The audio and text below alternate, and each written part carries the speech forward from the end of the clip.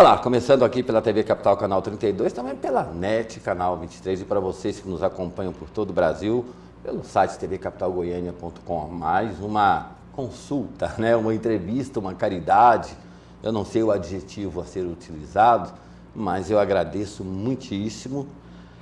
Doutor, antes de cumprimentá-lo, estamos nós aqui no estúdio, mas não sabemos a dimensão desse trabalho que o senhor faz e a repercussão se dá através de pessoas que nos procuram, agradecem ao senhor e eu tenho retribuído isso e renovo os meus agradecimentos e o agradecimento de tantas pessoas que encontram nessa entrevista que a gente faz aqui explicação para os seus problemas.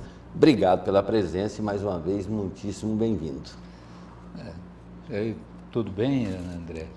Assim, a gente, como eu sempre falo aqui no início do programa, é um prazer estar aqui, né, assim, e poder prestar serviço às pessoas, né, assim, que esse veículo aqui ele é muito importante. Eu tenho sentido isso no meu consultório, né, assim, nos telefonemas que eu recebo. Inclusive tem pessoas que estão me procurando no CAPS, lá no Centro de Atenção Psicossocial, né, assim, que é para drogas, né, assim, volta e meia uma pessoa liga lá para poder saber se eu posso atender lá no CAPS, né, e não o encaminhamento não se dá desse jeito lá, né. O senhor gostaria que fosse, mas infelizmente existe uma... Tem a questão da prefeitura, né, essa indicação das pessoas para lá... Vamos colocar Estado, porque é um problema nacional da federação, sim, né? Então, aí tem que ser indicado por um órgão, por uma unidade de saúde, e aí essa unidade de saúde que tem que fazer o encaminhamento para lá, né? Se não é um ambulatório onde a pessoa chega e só marca a consulta e é atendido na hora, né? Mas eu fico muito satisfeito, a repercussão, assim, disso é bastante ampla, né? Assim, as pessoas me cumprimentam nos lugares, né? Eu fico dos mais satisfeitos. Recompensado, doutor.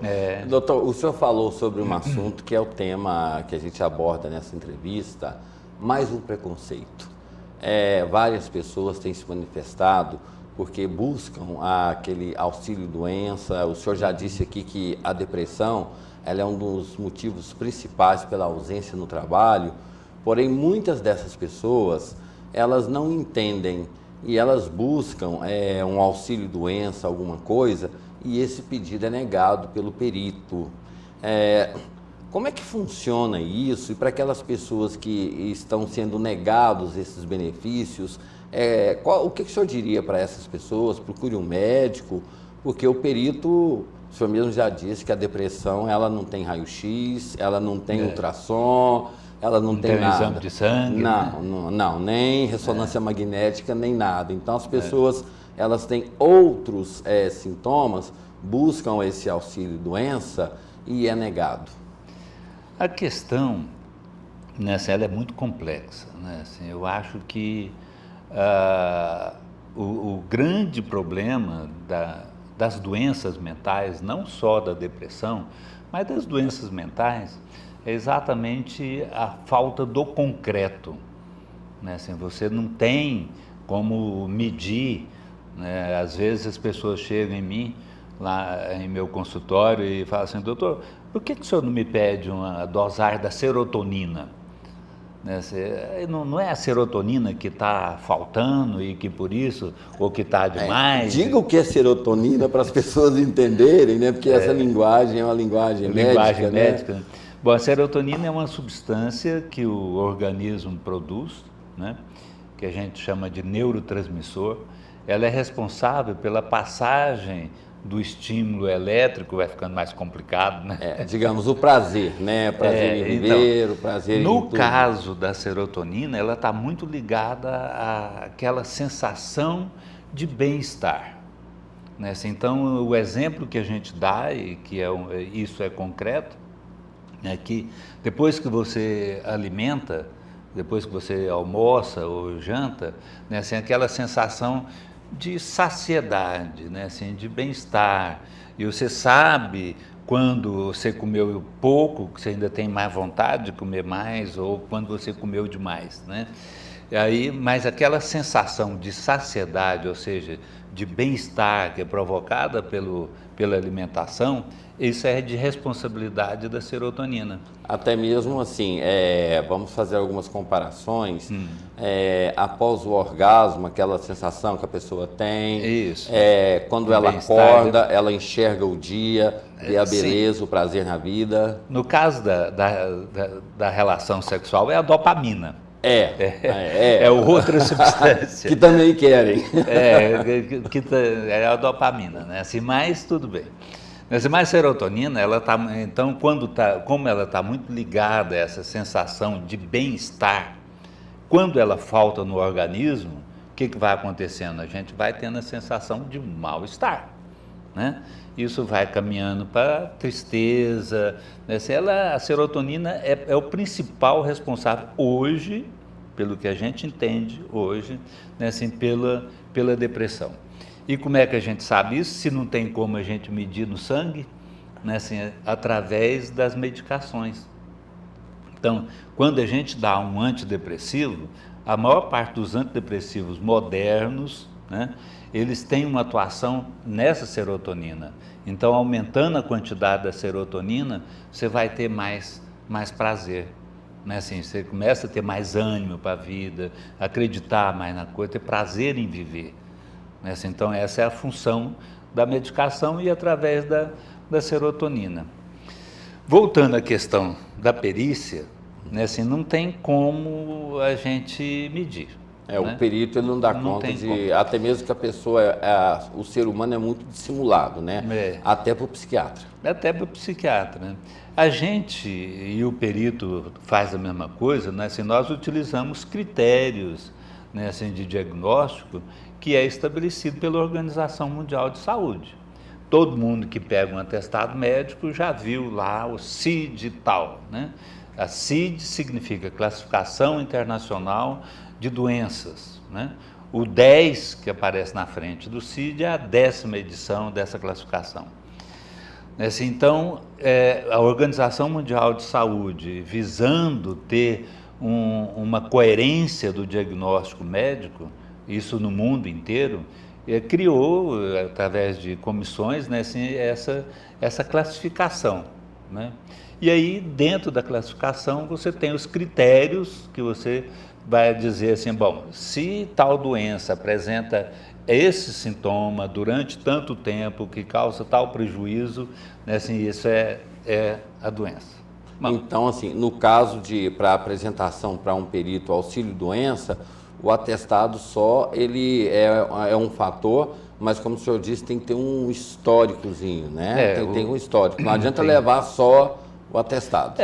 O perito, como o trabalho deles é muito grande, muitas vezes eles não têm muito tempo para poder investigar, né? Assim, conversar com o paciente que está ali na frente dele, né? Assim, e aí ele segue muitas vezes o atestado médico do médico acompanhante, né? Assim, discriminando, né? Não só atestando que a pessoa está incapaz, mas fazendo uma breve discriminação. Faz um relatório, um laudo, né? Assim, Mas a questão, né? Assim, é que como hoje um dos grandes problemas em termos de saúde pública é a depressão, e isso, cada dia que passa aumenta muito, e principalmente a depressão relacionada ao trabalho, né? Assim, as pessoas estão no ambiente de trabalho, estão adoecendo muito devido mesmo ao ambiente de trabalho.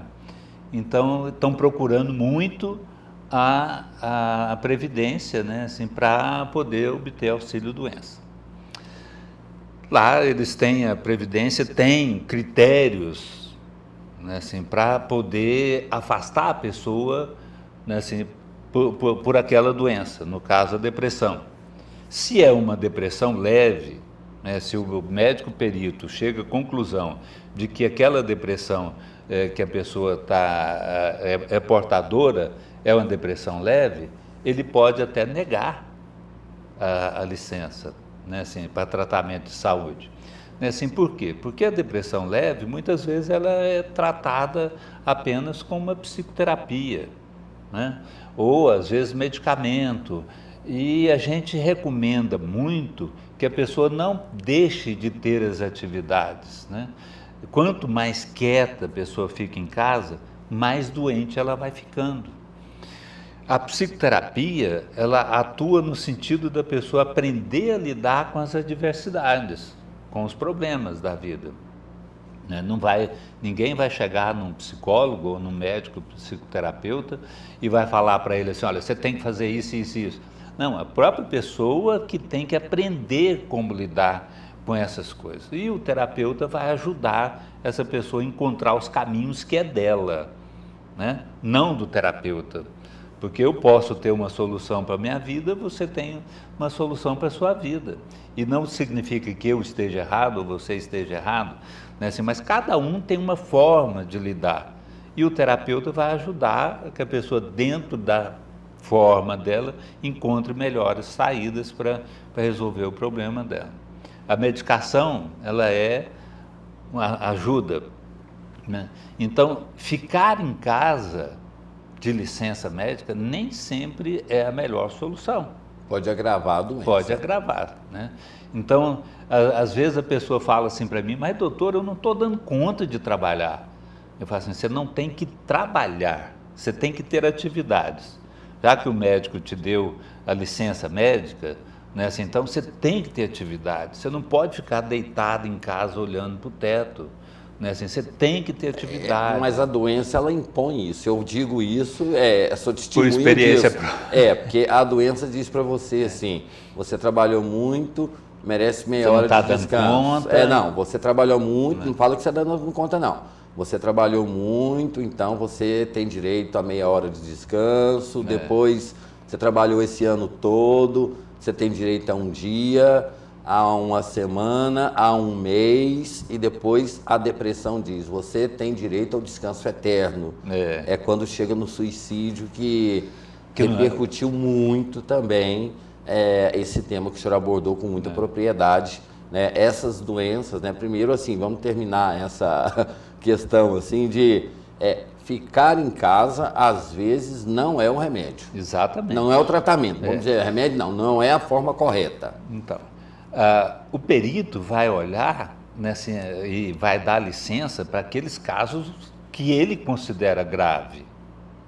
Né, assim, daqueles casos mais leves, né, assim, porque a depressão, a gente tem falado aqui, você tem depressão leve, moderada e grave, né? A depressão leve a pessoa apresenta desânimo, desinteresse, tristeza, irritabilidade, algum transtorno do sono, do apetite, né? A depressão moderada, esses mesmos sintomas, eles vão agravando, começa a aparecer ideias de que talvez fosse melhor morrer do que tá vivo, né? E a depressão culpa é sempre minha. Tem essa coisa do sentimento está errado de culpa, porque, né? Eu não estava ou porque eu estava. Então, o sentimento de culpa está muito presente, a baixa autoestima está muito presente. E na depressão grave, né, assim, ela pode manifestar de várias maneiras. Uma delas é a pessoa ficando muito agressiva, agitada, inquieta, não consegue dormir, né, e além dos pensamentos de suicídio frequente, fazendo planos concretos de terminar com a vida dela. Isso é efeito da doença, né? Isso porque é tem muitas da pessoas que pensam que é falta de fé em Deus. Uma coisa é uma coisa, outra coisa é outra coisa, né? Né, assim, então, né, assim, isso aí faz parte dos estigmas da doença, essa questão da fé em Deus faz parte dos estigmas. Assim, como, por exemplo, a pessoa não dá conta de controlar, ela está aí com preguiça, ela está querendo chamar a atenção. Né? Assim, então, o meio, a família, muitas vezes interpreta a doença, né, assim, de uma forma, né, assim, muito ruim, né?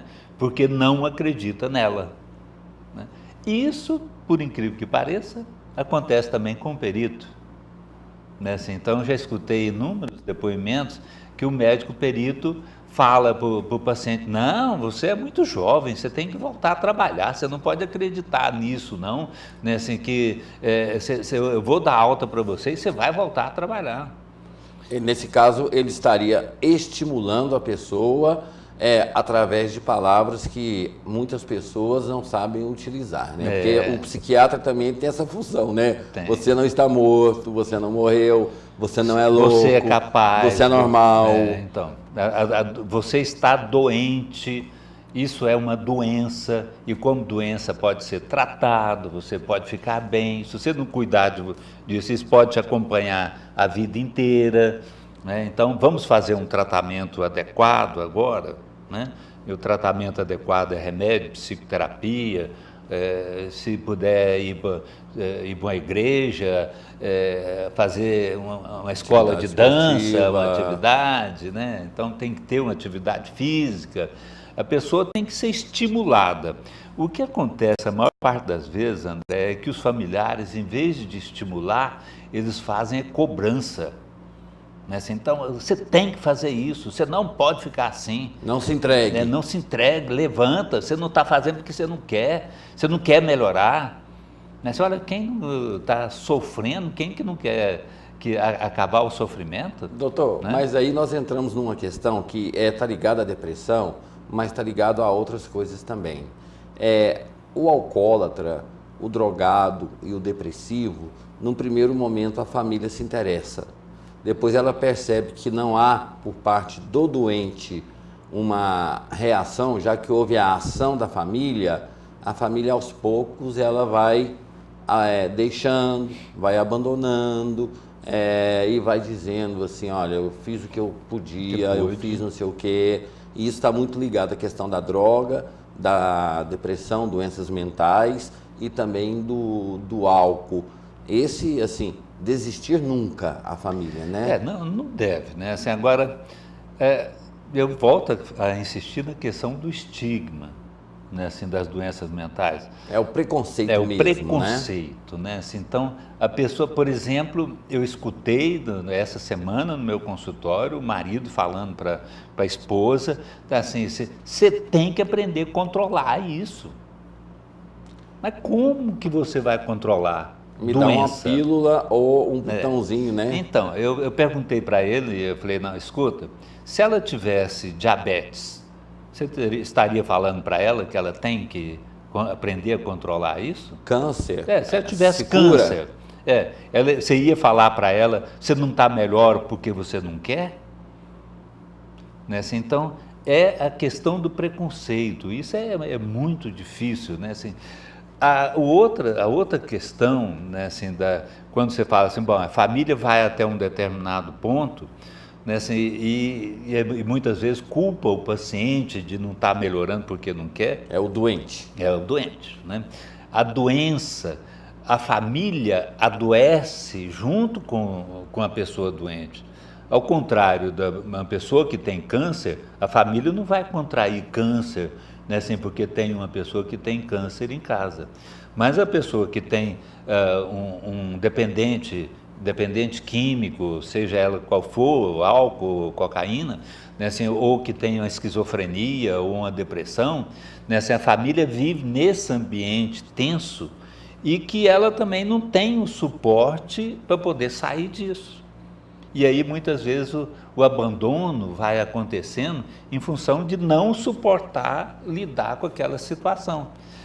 Porque, vamos insistir em uma coisa, né? A pessoa não melhora porque ela não quer. Não existe isso, né? Assim, a pessoa não melhora porque ela está doente, né? Assim, então, ela quer melhorar, ninguém quer ficar doente. Ela vê a situação. A doença é que impõe essa incapacidade dela buscar socorro, né? Porque a doença faz ela ficar apática. Exatamente. Olha só.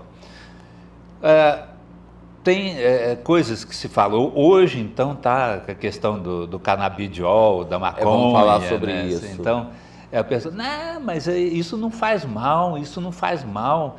A família vai vendo, né, assim, a pessoa se destruindo, né, assim, perdendo as coisas e adoecendo cada vez mais, e aquela crença de que a doença, ou seja, o vício não faz mal, né, assim, é ruim demais, né? E enquanto a pessoa não tem uma consciência, o doente no caso, ter uma consciência de que aquilo é doença que precisa tratar, né, assim, enquanto vai acontecendo isso, a família vai sofrendo, a família vai desistindo, vai abandonando, manda para fora de casa. Aí qual que é o caminho? Rua, droga, álcool. No caso dos dependentes químicos, é muito pior, né? Assim, vai piorar. Não, no caso da depressão, qual é o caminho? Morte. Morte, suicídio. Né? Assim, então, a gente tem que ter muito cuidado, a família tem que entender isso, né? Eu converso muito com meus pacientes, tanto lá no pessoal que é dependente químico, quanto no meu consultório. Eu falo, a participação da família é extremamente importante, né? Não adianta a pessoa ficar de licença médica porque o médico lá do INSS deu a licença. O fato de ficar de licença não vai fazer com que a doença melhore. Não vai fazer, né? Então, o tratamento, o remédio, a psicoterapia, participação em outras atividades, como eu tenho falado, ela é extremamente importante. Mas mais importante do que isso é a participação da família no tratamento.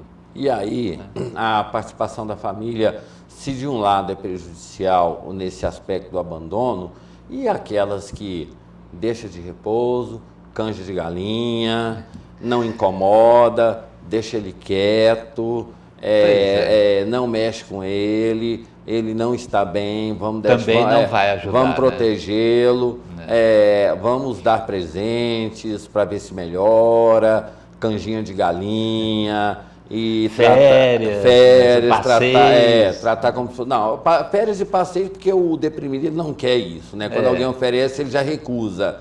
Então, mas a família entende que isso vai melhorar. Né? A família fala assim, não, você está precisando de férias, você está precisando de ver o mar, você está precisando de descansar, a pessoa ela quer o descanso eterno, a pessoa já fala, você está precisando de descansar.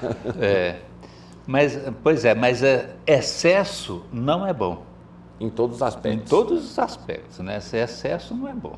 Você dá mimo demais, não ajuda, né? Assim, você agrava também, pode agravar. Então, você cobrar demais também não ajuda, né? Eu tenho acompanhado ultimamente uma paciente lá no consultório, né, assim, que o marido dela tem uma resistência enorme ao tratamento. Assim, ele não acredita nisso, ele acredita que ela não precisa disso, que não precisa dos remédios, né? E na última vez que ela teve no meu consultório agora, né, assim, eu estou lembrando desse caso porque quando ela foi, ela estava com tentativas de suicídio, ideias claras de suicidar. E a última ida dela ao consultório, ela falou, doutor, eu melhorei demais. Né, assim, e uma das coisas que eu tive que fazer para eu poder melhorar foi não escutar meu marido. Né, assim, porque se eu continuasse escutando o meu marido, hoje eu estaria morta. Né, assim, então a família tem um papel importantíssimo na cura. Né, assim, se não tiver participação da família, fica difícil para a pessoa. Né? E essa terapia familiar, conjugal, onde o doente ele não vai sozinho, a presença de uma pessoa para quebrar esse preconceito e entender, como a gente tem os alcoólatras anônimos, tem tantas outras entidades, a presença de um familiar e não só o doente, né? A pessoa entender a doença, evita dela também ser doente. Por exemplo, tem uma pessoa que tem um problema com depressão ou qualquer outro transtorno mental, e existem aquelas terapias. Aí, um familiar, é importante que ele esteja presente para entender e poder tratar esse processo, para não ficar doente também e não ficar também omisso? Não, mas é extremamente importante, né? Assim, eu faço regularmente, lá no CAPS a gente tem reunião, por exemplo, só dedicada à família. No Alcoólico Anônimo tem o Alanon, né? Assim, que é só para a família. Né? E assim, no consultório eu tenho como prática assim, ouvir primeiro o paciente e depois ouvir a família. Né? Se a gente não orienta, nesse caso desse marido dessa paciente que eu acabei de citar, ele deixou de me ver. né, assim, porque todas as vezes que eu ia lá, eu falava, olha, isso é doença, as coisas não é do jeito que você está pensando, né, assim, você tem que, tá vendo o que ela está falando, né, assim, ela está falando isso é doença. Ele deixou de ir lá, né? Ainda bem que ele não proibiu ela de continuar lá no consultório, porque foi a coisa que ela melhorou, né, assim, pelo menos ela voltou a trabalhar, não está pensando mais em suicidar. Mas é extremamente importante essa participação da família. Você imagina, uma pessoa que está de baixa autoestima e aí ainda é abandonada. André, quando a gente fala em termos assim, de prevenção de doenças mentais, né, assim, a gente segue, eu pelo menos sigo uma orientação, né, assim, tem uma escala chamada escala de necessidade de Maslow, né? Então essa escala de necessidade é tipo uma pirâmide. Então você tem a primeira coisa que é necessário na vida da gente, para a sobrevivência, suprir necessidade de fome, né, assim, a sede, moradia, necessidades fisiológicas, né? Necessidade Todas fisiológica, né, assim, tudo. Na terceira etapa lá, né, assim, está o amor, né, assim, da terceira etapa da pirâmide, né? A última é a realização pessoal, né, assim, mas então, se você não tiver amor, compreensão, né, assim, das pessoas que rodeiam você, né, assim, dificilmente você vai sair de uma doença, né? Se você assumir, por exemplo, eu atendi essa semana uma menina que tem com vários tumores no cérebro e está deprimida, né? Aí eu falei para, olha, eu falei para o pai e para a mãe, né, assim, o que vocês estão esperando? A moça nova, 19 anos, com vários tumores no cérebro, ela está vendo que a vida dela está chegando ao fim, né, assim, que ela vai ficar deprimida mesmo. Não tem como a gente atuar nisso. Precisa fazer uma psicoterapia para ela poder aprender a lidar, pelo menos enquanto ela está viva. E aumentar, né? Porque digamos assim, a pessoa em um determinado momento, a vida vai cessar. Mas ela pode abreviar ou ela pode melhorar, adiar esse momento, né? Pelo menos melhorar os últimos momentos de vida dela, né? Aí eu estou contando esse caso, né, assim, porque todas as vezes que a mãe da menina olhava para ela, né, assim, a mãe tinha um olhar de piedade, de dó, né, assim, de sofrimento, né, assim, chegou um ponto que eu pedi para a paciente e para o pai da menina, o marido, sair da sala para eu poder ficar com a mãe da menina. Estava mais doente do que a doente, do que a paciente. Estava muito deprimida ela, né, assim, chorando à toa e não estava dando conta de cuidar da filha, né? Então, são situações que a gente tem que entender como que você não vai ajudar uma pessoa que está sofrendo porque tem a filha, que está vendo a situação da filha, né, assim, como que você não vai atuar nisso, né? Então a gente tem que tratar da família também. Muitas vezes a gente escuta muito falar assim, quem é doente é ele, né? Assim, então, o casal principalmente. A gente chama do doente identificado, né? Assim, a família identifica aquela pessoa como doente e trata ela como doente.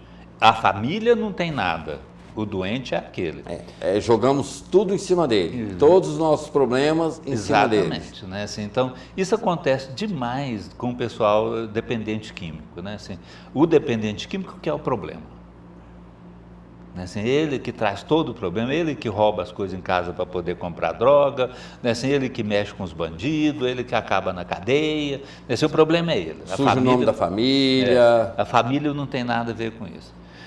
Lógico que tem, né? Assim, a gente não quer responsabilizar, dizer que a culpa é da família, mas a família tem que participar de uma outra forma para poder ajudar o dependente químico, ajudar o deprimido a sair daquela situação, né? Tem doenças em que a família se vê muito perdida, por exemplo, na esquizofrenia. Porque acontece coisas na esquizofrenia, na cabeça, né, assim, do esquizofrênico, que a família não consegue compreender de jeito nenhum. Tais como? Não tá, por exemplo, o paciente chega em mim e fala assim, doutor, né, assim, as vozes lá da geladeira, né, assim, estão falando muito comigo ultimamente. Né, assim, e ela fala o tempo inteiro que eles vêm para me matar. Como que a família vai entender um negócio desse?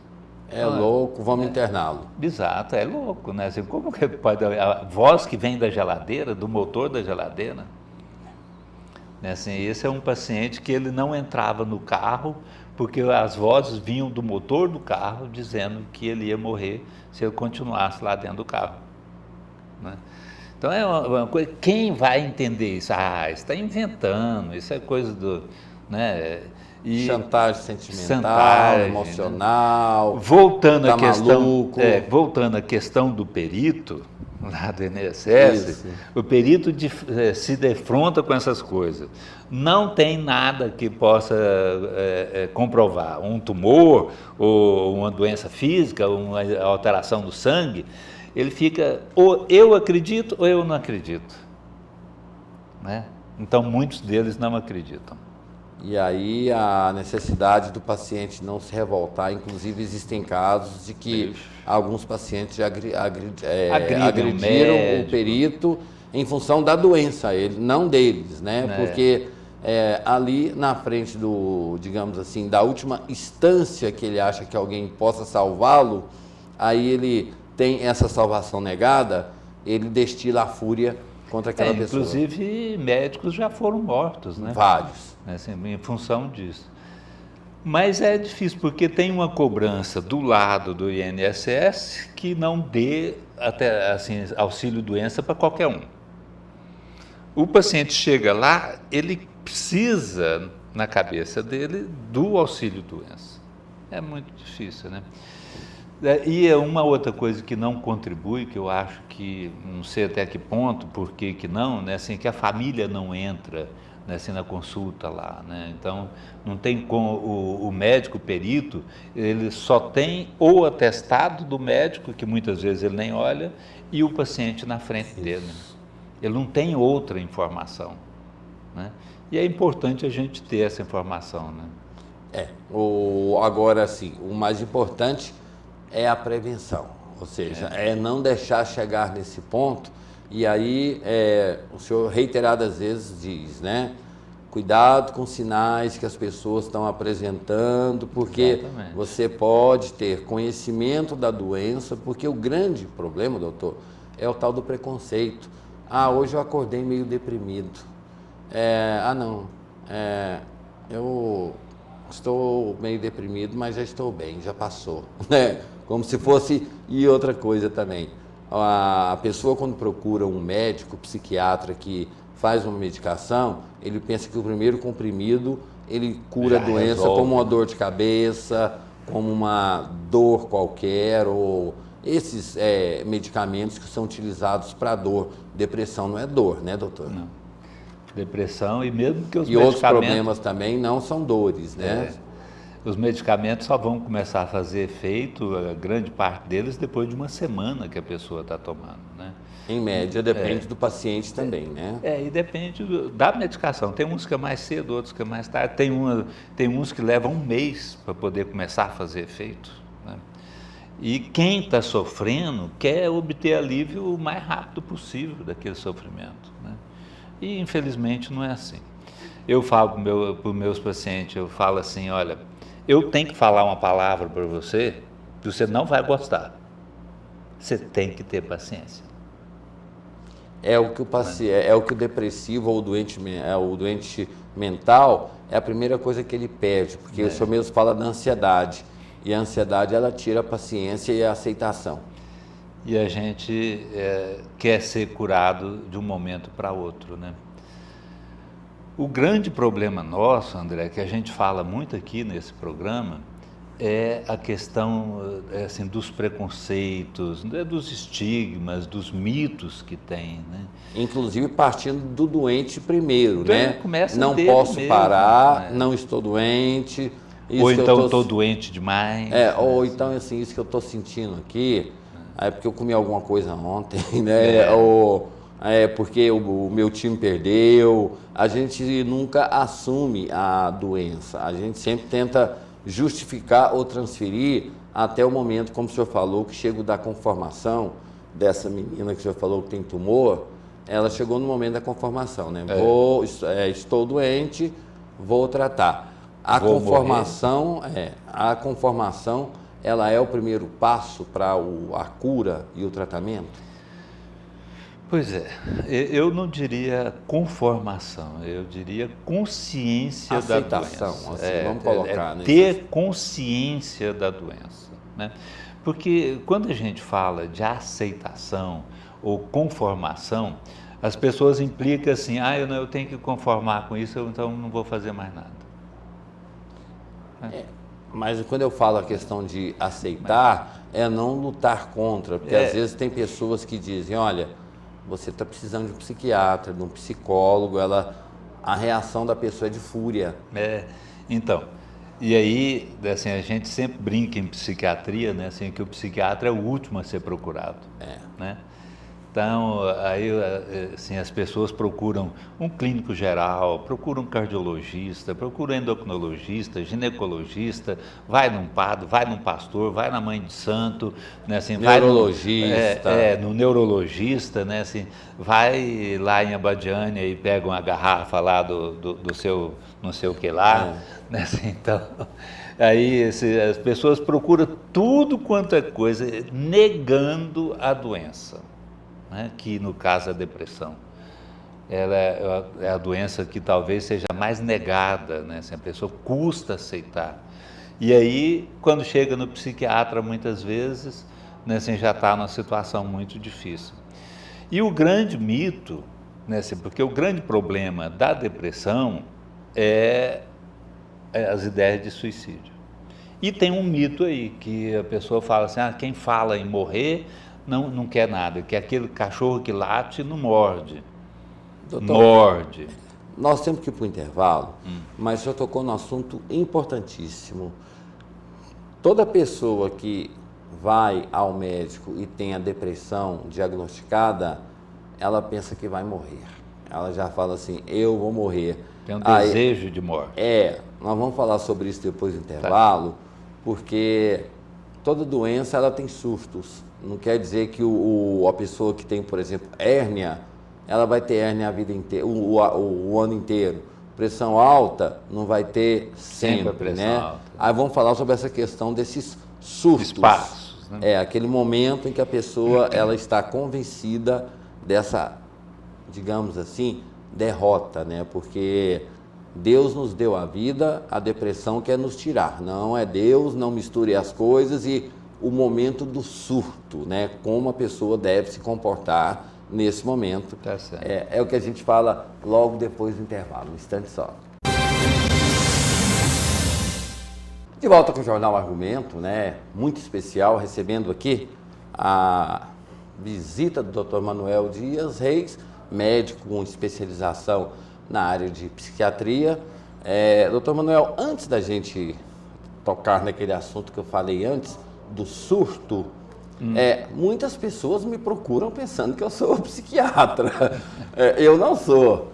Para que as pessoas possam mandar e-mails, telefones, ou até mesmo entrar em contato pelo Facebook, já que o senhor tem uma página, que no momento, né, igual o CVV, no momento, vá ali, leia alguns depoimentos, algumas coisas que o senhor já escreveu, para que a pessoa possa entender mais. O senhor poderia passar, por favor, esses endereços? O telefone primeiro... O telefone é 3224-8370. 3224-8370. Está aparecendo na vídeo, tela, né? Já está no vídeo. E o meu e-mail é necanoel. Vamos lá, N-E-C-A-N-O-E-L. Então, Neca Noel, Noel, de Papai Noel, com L, Necanoel. Exatamente, @hotmail.com. @hotmail.com. E o senhor tem uma página na internet, no Facebook também. É Dr. Manuel Dias Reis. Dr. Manuel Dias Reis. Agora tem a página do Dr. Manuel Dias Reis, médico e CPF, né? Porque afinal de contas temos vida também e não somos... Não, do meu pessoal não é o Dr. Manuel Dias Reis, né? É outro nome. Não, é porque às vezes as pessoas colocam Manuel Dias Reis, então tem que colocar o doutor. É o DR ou doutor? Não, DR. DR. Tudo junto, Dr. Manuel Dias Reis. DR Manuel Dias Reis no Facebook. Isso, exatamente. Ok, isso é fundamental e as pessoas me cobram até pedir socorro para o senhor nesses dias.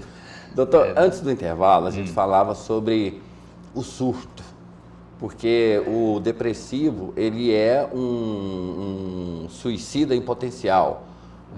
A pessoa que tem transtornos mentais, ela é um suicida em potencial. Mas assim, não quer dizer que todo dia ele quer morrer. Não. A doença, ela tem assim, digamos assim, é uma doença que a pessoa tem, mas ela tem surtos, né? Quando explica isso, doutor, porque muitas pessoas acham, estou com depressão, já vou comprar arma. Ou já vou comprar forca. Não, já vou morrer. Já vou preparar o caixão, já vou preparar tudo. Ou seja, aí ela começa a dizer, a minha vida acabou. Essa questão, doutor, a depressão ela tem surto também, a esquizofrenia tem surto? Tem, né? Assim, a questão dos transtornos mentais, de uma forma geral, é que eles são crônicos. Né? Assim, ser crônico significa que acompanha a pessoa a vida inteira. Tem transtorno que começa na infância e vai até a velhice, né? Necessariamente, elas não têm que estar manifestando todo o tempo inteiro. Né? Nós estamos igual falando... a coluna, pressão alta, exato, né? diabetes, coisas desse sentido. Vamos pegar a pressão alta para a gente ter um parâmetro mais... parâmetro, né? Então, você não tem pressão alta a vida inteira. Em um determinado momento, surge, você percebe que alguma coisa não está bem, você vai no médico, ele fala para você, olha, você está com a pressão alta. Você precisa fazer tratamento, né? Isso é a mesma coisa dos transtornos mentais, né? Então, você está levando a vida, aí de repente as coisas não vão bem, vamos dizer, da depressão, você começa a não ter ânimo, não querer sair para trabalhar, perder a alegria das coisas, você prefere ficar sozinho, né, assim, quieto num canto, você vai ao médico, o médico fala para você, olha, você está doente e essa doença sua chama-se depressão. Você vai tomar esse remédio.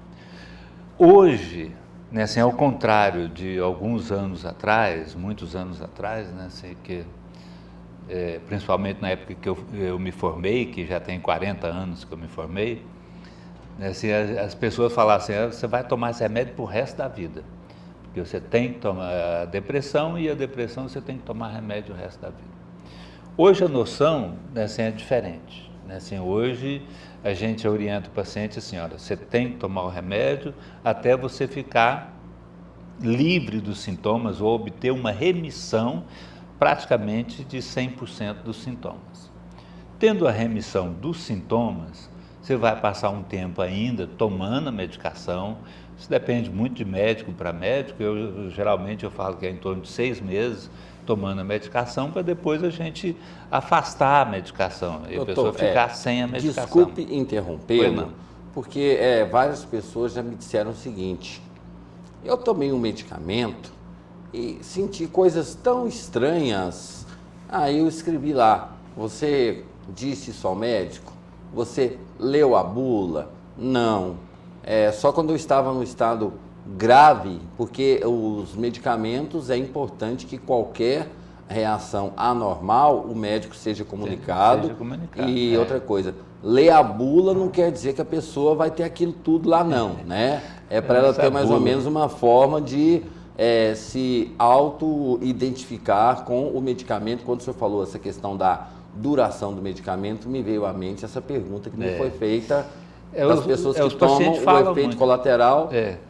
O pessoal pergunta muito isso, né? Assim, tem muitos que falam assim, eu não leio bula. Eu falo, a bula está lá para você se informar a respeito do medicamento, não é para você não ler. E aí eu explico que efeito colateral, reação adversa, a pessoa não tem que ter todos os efeitos colaterais que estão lá. Tem aqueles que são mais frequentes, os que são frequentes, os raros, os muito raros. A bula, né? Ela fala isso, né? Fala tudo isso. Num universo de 100 pessoas, 2 ou 3 que foram tratadas. 1% vai apresentar, né? E assim, e há que entender também, doutor, que assim, desculpa eu falar isso, porque esses testes são baseados em placebo. Explica pra gente, para chegar a esse ponto do universo que pode ter esse efeito colateral e não tem. Esse placebo que é administrado. Quando é feito, antes de lançar o medicamento no mercado, né, assim, os laboratórios fazem inúmeras pesquisas. Uma delas é esse que você está mencionando. Se o laboratório dá o remédio para um grupo de pessoas, e essas pessoas geralmente são... Elas nem sabem que estão tomando, né? Às vezes sabe, né? Assim, que está tomando a medicação, mas nem sempre sabe. O que está dentro. Não sabe o que está dentro, né? E são pessoas voluntárias que se candidatam, grande parte das vezes são até estudantes universitários, né? Assim, que eles se candidatam a participar dessas pesquisas. Aí há um grupo, vamos supor, 20 pessoas, eles dão o remédio, outras 20 pessoas, eles dão do mesmo jeitinho, só que não tem a substância química, que é o que a gente chama de placebo. Farinha de trigo que eles põem dentro, que não faz nada. Exatamente. Né, assim, aí eles fazem a comparação, né, assim, daquelas pessoas que estão tomando remédio com aquelas pessoas que não estão tomando remédio. A pessoa que está tomando remédio apresenta boca seca, né, assim, dificuldade, prende o intestino, disfunção erétil, sudorese, dor de cabeça, muita gente, problema no estômago. Sudorese, doutor, muita gente fala assim, eu vou suar demais. O que é sudorese? É suor demais, né? Assim, a gente soa, tem muito medicamento que aumenta mesmo a quantidade de suor. Tem gente que pensa que vai ficar surdo.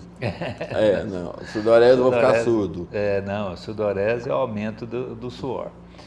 Mas aí, então, nessa comparação, eles vão ver o que é que a pessoa vai sentindo nessa medida que toma a medicação. E são os efeitos colaterais, né? Então, para um medicamento ser lançado no mercado, ele passa por várias etapas, né? Você não pega lá qualquer coisa e põe dentro do comprimido e põe para vender. E né? Por isso a importância de ler a bula, né? Não quer dizer que quem vai ler a bula vai sentir todos os efeitos colaterais, né? Assim, tem várias coisas que são importantes na bula, né? Eu acho que os efeitos colaterais é importante. Uma outra coisa, e que é a interação medicamentosa, né? Assim, porque por mais que o médico seja bem informado, né? Assim, ele não vai conseguir lembrar de todos os medicamentos que têm interação com aquele remédio que ele está prescrevendo. Interação é tomar junto, né? Você está tomando um medicamento para uma doença e você coloca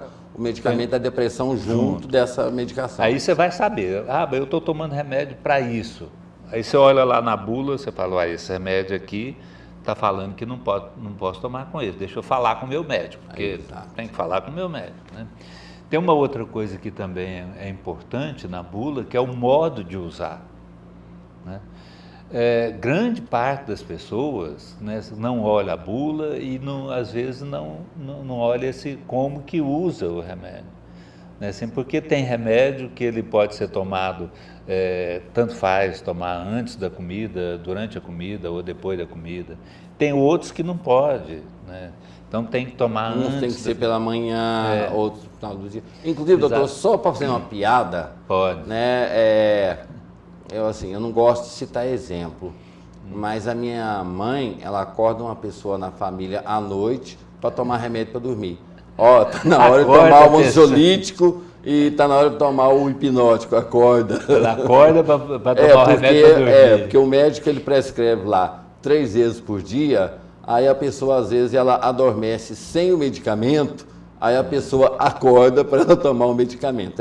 Para descontrair, porque não quer dizer que o medicamento cria dependência e nem mata, né? Não mata, né? Só vai matar se de repente você tomar muitas e muitas caixas, né? Assim, esses medicamentos, uma outra coisa que é importante, né, assim, a gente lembrar, é a questão da segurança do medicamento, né? Então, as pessoas às vezes tomam uma caixa e aí a família fica toda muito mobilizada porque vai morrer, porque... Não, os remédios são muito seguros. A gente, lógico que eu não vou recomendar a ninguém tomar uma caixa de uma vez, né? Até mesmo porque levando até 2 horas num posto de medicamento, fazem uma lavagem estomacal, a pessoa tentar suicídio com medicamento não é um bom negócio, né? Não resulta, não dá muito efeito, não. Doutor... Mas voltando à questão do surto, né, assim, que a gente estava falando. Assim, então, assim, se você vai ao médico, o médico fala, bom, agora você pode ficar sem o remédio. Mas a gente tem que lembrar, como é uma doença crônica, ou seja, vai acompanhar a pessoa a vida inteira, o fato de estar sem medicamento, de estar sem sintoma, né, assim, não implica em que ele nunca mais vai ter aquela doença, porque não existe cura, como a gente entende, né? Tratamento. A pessoa está bem, voltou ao trabalho, está tendo uma vida regular, né, assim, tudo, mas um dia na frente ele pode ter novo surto, como você diz, recaída, nova crise, como o senhor fala, recaída, na questão do álcool, da droga. Então ele pode ter recaídas, né? Pode ter uma volta dos sintomas.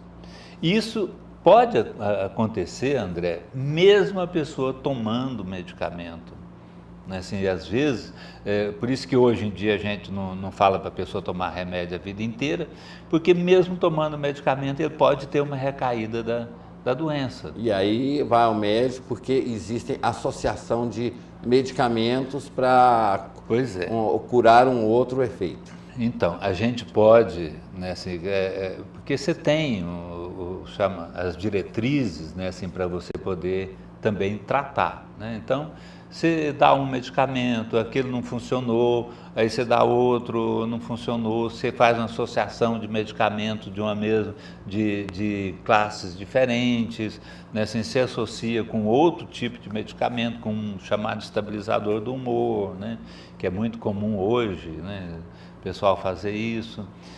Então, você tem toda uma diretriz para você fazer o tratamento, não é uma coisa aleatória, não vem da cabeça do médico, né? Assim, a gente tem uma diretriz para poder fazer o tratamento.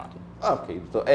Nós temos mais 3 minutos, tá no vídeo aí a página do senhor no Facebook, o e-mail, o telefone. Eu queria que nesses 3 minutos o senhor falasse sobre o canabidiol, que muitas pessoas estão buscando a maconha como tratamento, como remédio. Não, o canabidiol veio da maconha, não vou esperar a importação, não. Eu vou aprender a fumar maconha, que aí eu resolvo os meus problemas. Virou uma coqueluche. Inclusive, informações que a gente tem da polícia é que tem falta a maconha, porque depressivos estão buscando o canabidiol, né? O canabidiol na maconha. Então, assim, o senhor poderia, por favor, caso o senhor queira falar de outro assunto, mas essa questão do canabidiol. Eu acho esse assunto muito importante, né? Assim, principalmente porque, como eu trabalho com dependentes químicos, né? Assim, então eu insisto nisso. As pessoas chegam lá e falam, mas porque maconha é uma planta e é medicinal. Eu falei, tem que entender muito bem isso, né? Assim, que você tem 2 coisas aí. Você tem o tetrahidrocannabinol, que é o que faz o efeito da maconha, o efeito psicotrópico da maconha, e você tem o canabidiol. O canabidiol é um extrato que você tira da planta da maconha, da cannabis sativa, né, assim, que não tem efeito psicotrópico, é remédio, é feito a partir lá do laboratório. Assim, você não vai... Todos os cuidados, né? Não é fumando a maconha que você vai ter o efeito do canabidiol, né? Você tem que tirar, extrair né? Igual um exemplo bem grosseiro aqui, você tira o açúcar da cana-de-açúcar.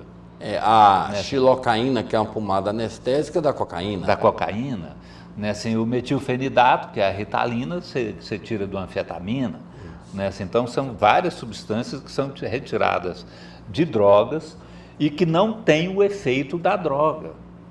É um remédio e não um vício. Exatamente. Né? Assim, então, você fumar maconha não implica a pessoa, mas quando eu fumo maconha eu fico tranquilo. Fica tranquilo por conta do efeito psicotrópico, efeito que é dado pelo tetrahidrocannabinol. Né?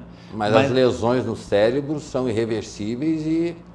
Ao longo do tempo, né? Ao longo dos anos, né? Assim, a pessoa... Os neurônios vão morrendo, a memória recente vai acabando, ou seja... Dá problema de paranoia, né? Assim, aquela pessoa que tem uma predisposição para esquizofrenia, a possibilidade de desenvolver esquizofrenia é grande. Violência. Né? Assim, para violência, né?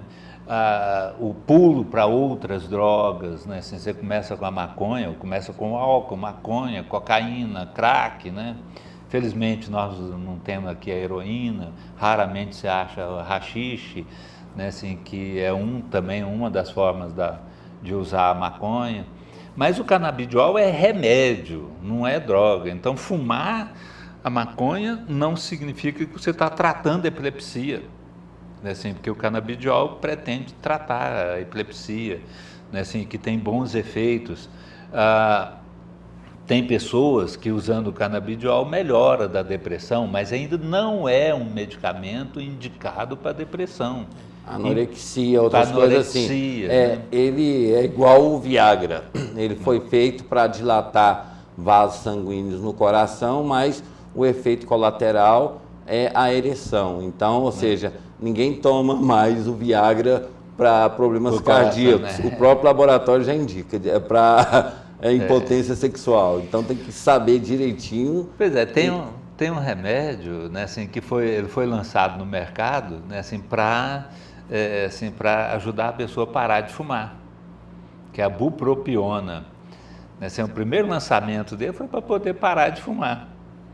Com o uso disso, foi descobrindo as propriedades antidepressivas dele. Né, assim, e hoje é muito utilizado para depressão. É muito utilizado para tratamento também do déficit de atenção. Ela vai ficar sábado e domingo, e aí um telespectador fez um flagrante. O cara chegou com uma carrocinha, né, reboque, aquele negócio que você põe atrás do carro, e encheu de grama. Aí, vai mandar um alô para nós, alô para vocês também, parabéns, né, olha lá, aí, valeu, obrigado. E já é a terceira vez que troca essa grama e a ciclovia não sai. O trânsito ficou pior, porque tem aquela faixa exclusiva para ônibus. Mas não tem ônibus. Tem o quê? Pardal. Pardalzinho. Os pardais voltaram, as andorinhas voltaram, né? E as multas também, né? E o comércio, muitos que tinham sonhos e ali fizeram sua vida, tiveram seus sonhos desfeitos, a vida destruída. Aquela história, né, amigo? Eu sempre falo que há de vir um dia um plano de Estado com começo, meio e fim. Qualquer efeito que não seja normal, comunique ao médico, e às vezes tem alguns medicamentos para depressão que ele também é um estimulante sexual, muita gente assim, então Exato. Interagir com o médico é fundamental. Assim, eu falo sempre assim, você tem que confiar no seu médico. Se você sentiu alguma coisa e aquela coisa não está bem, procure seu médico em vez de procurar outro. Converse com o médico que está te acompanhando. Porque, e nem parar com o medicamento. Não parar com o remédio, só parar nesse contato com o médico, né, assim, porque ele é a pessoa mais indicada para poder te ajudar. A vizinha toma cibalena e ela fica bem com a cibalena. Se você tomar a cibalena, vai te fazer mal. Né, assim, então, assim, em vez de você procurar a vizinha, procure o seu médico. Não ficar pulando de médico em médico não vai fazer com que você melhore de uma hora para outra. Né? Assim, então é melhor você estar com o médico que você confia, né? Assim, que aí quanto mais você conversar com ele a respeito da sua doença, a respeito do medicamento que você está tomando, vai te ajudar mais. Doutor, eu só tenho que mais uma vez agradecer o senhor. Infelizmente o tempo acabou. Gostaria que tivéssemos mais tempo, o senhor, eu, mas assim, para não ficarmos doentes, né, vamos administrar o tempo, né? Eu agradeço muitíssimo por mais essa visita, esses esclarecimentos que foram feitos. Agradeço de coração e um encontro marcado aí, havendo disponibilidade na agenda do senhor.